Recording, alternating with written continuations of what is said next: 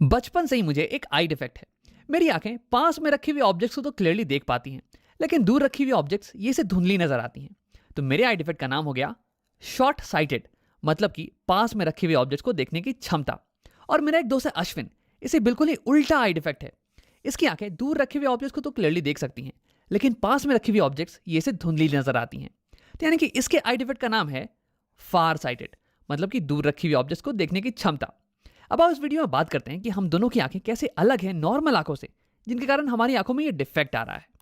अब इसके पहले एक बार हम याद कर लेते हैं कि नॉर्मल आंखें अलग अलग दूरी पर रखे हुए ऑब्जेक्ट्स को देखती कैसी हैं। तो यहां मैंने बना दिया है एक नॉर्मल आंख, और ये देखने वाली है एक ऑब्जेक्ट को जो कि बहुत ही दूर रखा हुआ हो, जैसे कि ये पेड़, और ये बहुत ही दूर है। यही दिखाने के लिए मैंने यहाँ पे प्रिंसिपल एक्सिस पे दो लाइंस ड्रॉ कर दिए हैं। अब ये क्योंकि बहुत ही दूर है ना, इसलिए इससे जो लाइट रेस निकलेंगी और हमारी आंखों पे पड़ेंगी, ये ऑलमोस्ट पैरेलल होने वाली हैं, कुछ ऐसे। अब क्योंकि हमारी आंख इसे क्लियरली देख पा रही है, तो इसलिए ये लाइट रेस ये कन्वर्ज कर जाएंगी रेटिना के ऊपर, और रेटिना के ऊपर ही एक क्लियर इमेज बन जाने वाली है। तभी तो हम इसे क्लियरली देख पाएंगे। अब देखो, इस केस में मैं ये कह सकता हूं कि इस लेंस की फोकस ये होने वाली है ये वाली पॉइंट, और लिख लेते हैं ये वाली पॉइंट। और ऐसा इसलिए क्योंकि देखो, ये रे जो कि पैरेलल थी प्रिंसिपल एक्सिस के, ये रिफ्रैक्ट करने के बाद फोकस नहीं तो पास करेगी, तो इसलिए ये वाली पॉइंट हो गई फोकस। अब आप देखते हैं एक ऐसे ऑब्जेक्ट को जो कि हमारी आंखों के पास में रखा हुआ हो, जैसे कि बैटमैन। अब अगर हमारी आंख इस बैटमैन को भी क्लियरली देख पा रही है, तो यानी कि इससे निकलने वाली रेस को ये लेंस फोकस कर देगा रेटिना के ऊपर। तो मैं कहूंगा कि इस केस में फोकस हो जाने वाला है ये वाला पॉइंट, ये वाला पॉइंट। और ऐसा इसलिए क्योंकि पैरेलल रे टू द प्रिंसिपल एक्सिस ये रिफ्रैक्शन के बाद फोकस नहीं तो पास करती है। अब देखो, जैसे जैसे ऑब्जेक्ट पास आ रहा है आंख के, वैसे वैसे फोकस ये भी पास आ रही है लेंस के। तो यानी कि फोकल लेंथ ये छोटी होती जा रही है, शॉर्ट होती जा रही है। और ऐसा इसलिए पॉसिबल है ना, क्योंकि हमारी सीलरी मसल ये हमारे लेंस के शेप को चेंज कर सकती है। हमारा लेंस ये जेली लाइक मटेरियल से बना हुआ है, तो हमारी सीलरी मसल इसे पिचका सकती है, कॉम्प्रेस कर सकती है, और इसके कर्वेचर को बढ़ा सकती है, ताकि ये रेस को और ज्यादा कन्वर्ज करे और ज्यादा बेंड कर दे। यानी कि हमारी लेंस की शेप ये चेंज हो सकती है डिपेंडिंग ऑन कि ऑब्जेक्ट कहाँ पे रखा हुआ हो। लेकिन देखो यार, इस लेंस की शेप को बार बार चेंज करके दिखाना ये थोड़ा मेहनत का काम है, तो इसलिए मैं बार बार इसके शेप को चेंज नहीं करने वाला हूँ। तुम बस मान लेना कि इसकी शेप चेंज हो रही है। अब देखो, हर चीज़ की एक लिमिट होती है, तो यानी कि हमारी लेंस की भी पिचकने की एक लिमिट है। एक लिमिट तक ही सिलरी मसल हमारे लेंस को पिचका सकती है। तो मान लो कि हमारा ऑब्जेक्ट ये एक सर्टेन डिस्टेंस तक आ चुका है, और हमारे सिलरी मसल्स ने हमारे लेंस को उसकी लिमिट तक पिचका दिया है। यानी कि इस बार जो फोकल लेंथ होगी ना, ये कुछ यहाँ पे होने वाली है, और ये हो जाएगी minimum focal length of the lens. अब हमारी लेंस इससे ज़्यादा कॉम्प्रेस नहीं हो सकती है, तो यानी कि इसकी फोकल लेंथ ये और ज़्यादा शॉर्ट नहीं हो सकती है। तो ये हो गई मिनिमम फोकल लेंथ। अब देखो, हमारा ऑब्जेक्ट अगर इस पॉइंट से और ज़्यादा करीब आ जाए, तो हमारी लेंस उसे फोकस नहीं कर पाएगी रेटिना के ऊपर।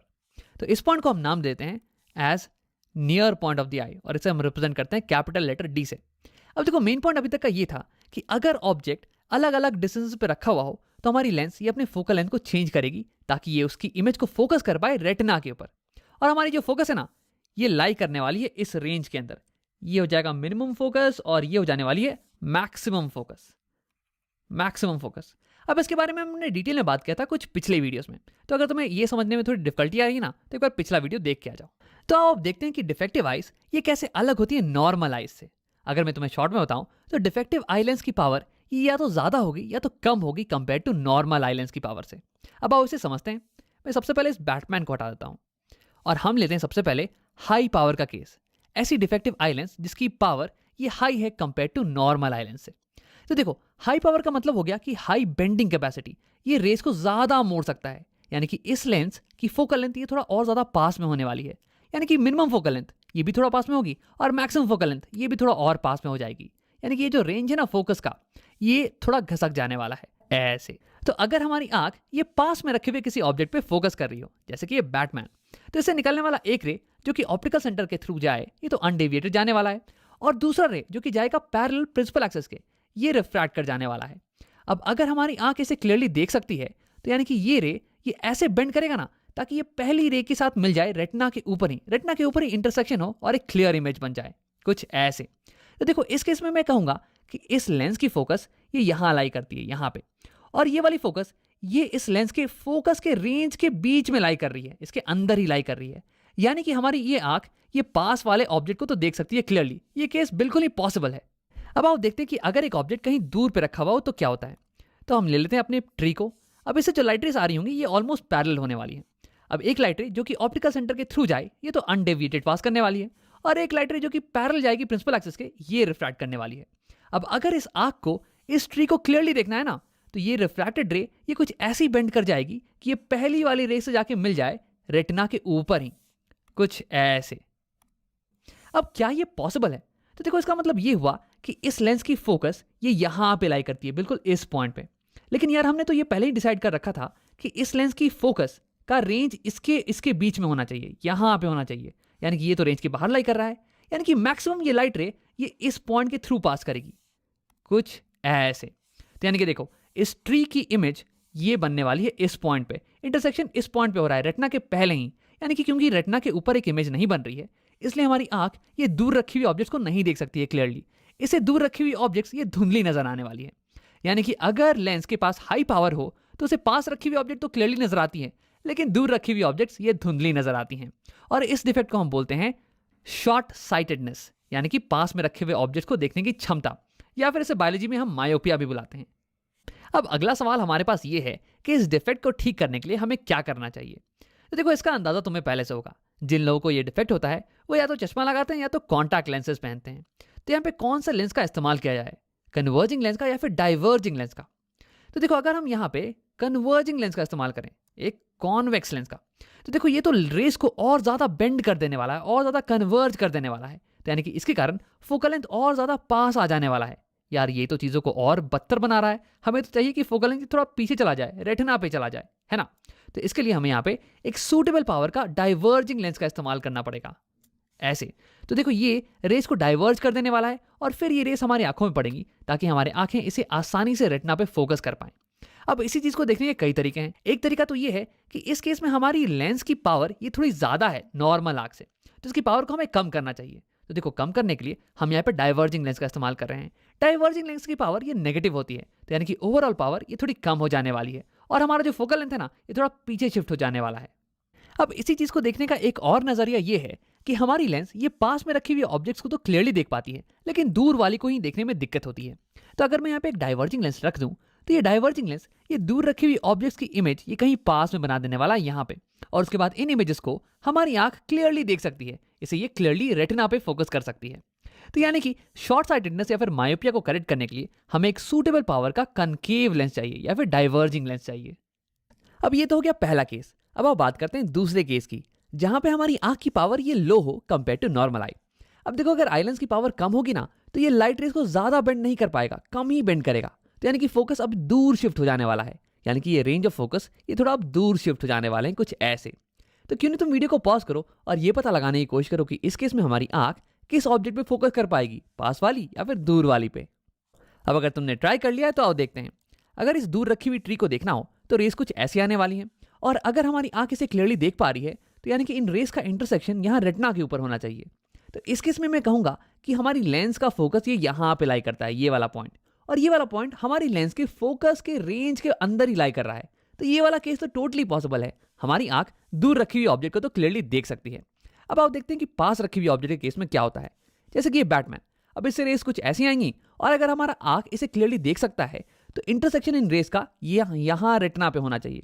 तो इस केस में मैं कहूंगा कि इस लेंस की फोकस ये वाली पॉइंट होने वाली है। लेकिन यार ये वाला पॉइंट ये तो फोकस के रेंज के बाहर लाई कर रहा है, तो यानी कि ये पॉसिबल नहीं है, हमारी आंख पास रखी हुई ऑब्जेक्ट को तो नहीं देख सकती है। देखो इस केस में मैक्सिमम क्या होगा ना कि हमारी लेंस रे को यहां से बेंड करेगी, कुछ ऐसे, और यहाँ पे इंटरसेक्शन आई के पीछे होने वाला है, रेटिना के पीछे होने वाला है। तो यानी कि हमारी जो लो पावर की आंख है ना, ये पास रखे हुए ऑब्जेक्ट को तो नहीं देख सकती है, लेकिन हाँ दूर रखे हुए ऑब्जेक्ट को ये क्लियरली देख सकती है।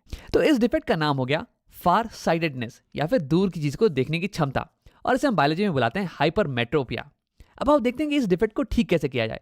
तो यहाँ पे हमारे लेंस के पास है लो पावर, यानी कि ये कन्वर्ज ठीक से नहीं कर पा रहा है, इसे और कन्वर्ज करने की जरूरत है ताकि इमेज रेटिना पे ही बने।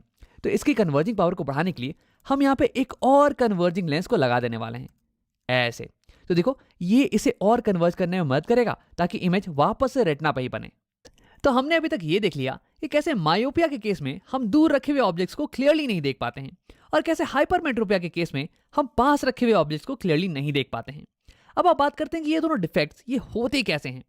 तो देखो मायोपिया के केस में रेस कुछ ज्यादा ही बेंड कर रही हैं और इंटरसेक्शन रेटिना के पहले ही हो जा रहा है, या फिर मैं ये कहूँ कि फोकस का रेंज ये थोड़ा लेंस के पास शिफ्ट हो चुका है, रेटिना से दूर। अब इसके दो कारण हो सकते हैं।